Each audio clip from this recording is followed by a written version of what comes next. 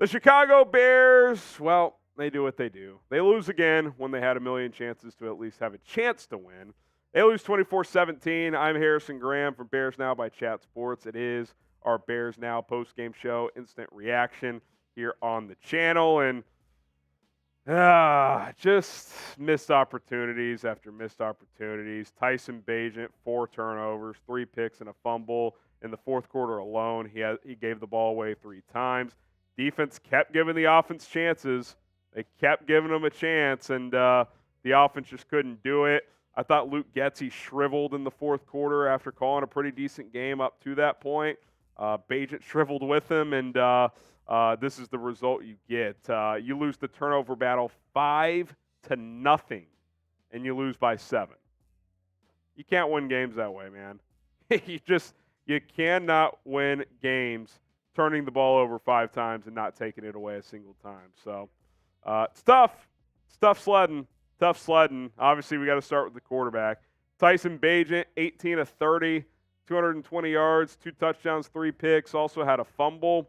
It's unfortunate because I thought Bagent through 3 quarters had played well. I don't know his exact completion to attempt ratio through 3 quarters, but I would say he was close to 200 yards at that point, 2 touchdowns, 1 pick. The one pick was ugly early on, but he bounced back from that, played some good ball. It was a good game for Darnell Mooney. He was finding him a lot. Kmet had 2 touchdowns. Like, the offense did some pretty good things. And then I thought Luke Getsy set the tone in a negative way to start the fourth quarter. So you have a 3rd and 6, yes, albeit inside your own 20, to start the third quarter. But at that point, Bagent had been playing pretty well. Anybody who didn't want to watch who didn't watch the game want to guess what the play call was? I'll give you 3 seconds. Wide receiver screen.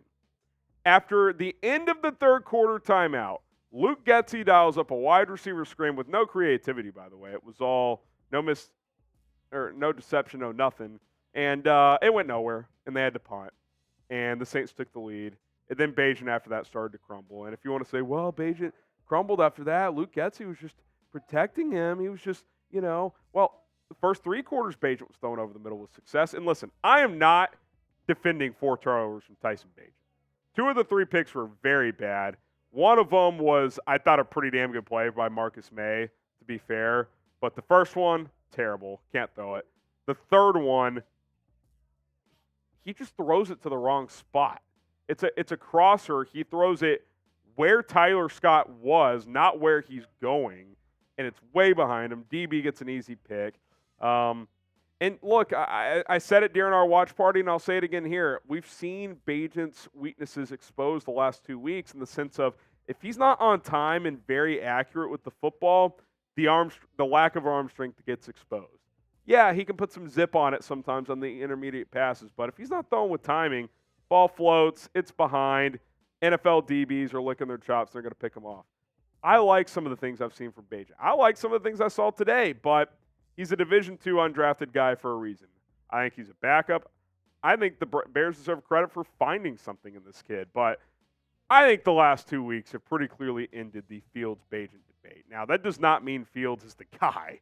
It just means that at this point, Bagent is not. Like, the limitations are clearly there, so I hope Justin Fields can play this week. We'll talk about him a little bit more in a second, but tough fourth quarter, especially for Bagent. I mean, the defense kept giving the offense chances, and they just could not take advantage. Now, who should start against Carolina, assuming Fields is healthy enough to play? What say you? Type JF for Justin Fields. Type TB for Tyson Bagent. Pen comment on today's video. Who should start against Carolina on Thursday Night Football? So let's talk about Justin Fields. So he was doubtful, inactive, ended up not playing today. I don't think he was quite ready. He practiced in limited form on Friday for the first time since suffering the dislocated thumb. Ryan Poles hopped on his pregame radio hit this morning before the game and said that he's hopeful Fields can play on Thursday. Now, through 3 quarters, everybody was like, well, I mean, you can't take Bagent out, right, if you keep playing like this. Well, then the implosion happens. The kid makes mistakes. And now I think it's clear. If Fields can play, you absolutely play him. Against Carolina, you got to continue to evaluate there and see what he can do over these final 8 games, assuming he does play against the Panthers, which Probably 50-50. I don't know where he's at. He was throwing the ball with a glove on Friday. The Bears aren't going to practice much this week. It's a short week. Maybe they have one somewhat ramped up practice, but it's mostly going to be walkthrough. So we'll see where Fields is at, but you hope he's out there, man. You hope he's out there because I actually think for Bagent's sake, too, coming off that bad fourth quarter, it would probably benefit him to just take a seat back and just catch his breath a bit. It's been a whirlwind for the Division II kid out of Shepherd, and for Fields, you got to think he's eager to get back on the field. Poll says he's hopeful. I feel like it's 50-50, but if he can go, I think you got to put him out there against Carolina this Thursday night. More thoughts on this one and other thoughts as well in just a moment, but PrizePicks is our sponsor for today's Bears Now post-game show. And guys, football season is in full swing, and I've had a blast winning up to 25 times my money on several entries with PrizePicks. And guess what? I won again today. Your boy cashed in. Good day at the office when it comes to PrizePicks.